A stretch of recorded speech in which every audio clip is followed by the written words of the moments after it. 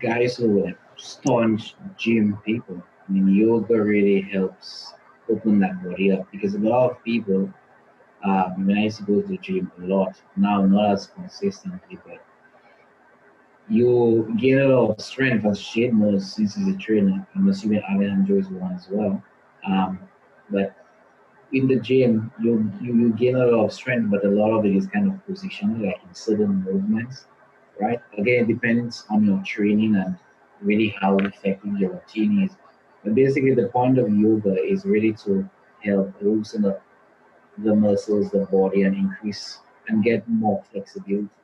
So my point is, a lot of people in the gym, even if they're very strong and it's working for them, they're not that flexible. So trying yoga for one by force, if you want to put it that way, is actually a pretty good. It's actually a really good idea. I mean, you don't have to stick to it. Just try it. Maybe like Shane said, try a YouTube video. Or if you really want to go for it, try a YouTube, try a yoga program somewhere. You know, and if one doesn't want to do yoga, the other thing I'm thinking is that Shayna or Alejandro, you guys might be trainers, so you'll answer me afterwards.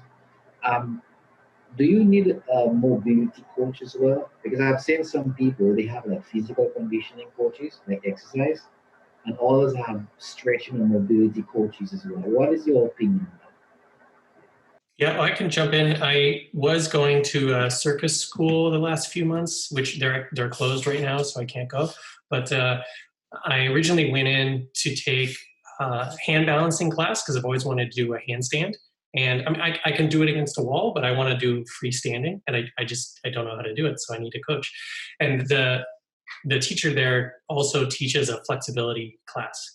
And one of the things that she told me is, if you're not flexible enough to do certain movements, it's going to make things like handstands really hard.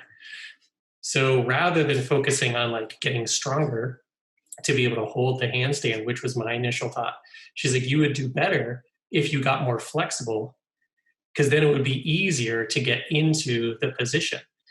And I was like, oh, I never thought of that. So I went in and took the class, and I was really surprised. I was more fatigued after the flexibility class than I was the handstand class, because it was so much work for my body to move into these positions, A, that I don't normally do, but B, to hold them for a really long time. Because a true flexibility class, like, you're in the pose for at least a minute straight. And especially, if it's like one leg for a minute and then you do the other leg, well, really that's like 2 minutes at least. And so I'm like holding myself and my arms would get tired. And but I feel so much better. And she's right. When I then take the handstand class, I can move easier. And it's not necessarily mobility. So the difference between, if you don't know, so mobility is the complex movement patterns of the body. So like doing a squat is a mobility movement because you're moving your ankles, your knees, your hips, there's back flexion, there's all this stuff going on simultaneously. Flexibility is the individual parts and how far their range of motion is. So if you're stretching your right hamstring, depending on how far you can go, that's the flexibility of that one leg. But doing a handstand or something, that depends on the mobility of like your shoulders.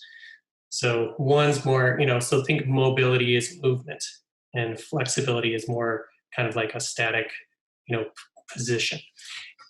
So in that regard, I would say that getting someone to work with, whether it's Pilates or like a yoga class or something, would probably do you well, if nothing else, to teach you how to do it. And then you can practice it on your own. Because that was the other point that my instructor said, is she goes, first couple of classes, she's getting to know me, and she's like, did you learn how to do handstands on YouTube? And I said, yes. And she's like, don't ever do that.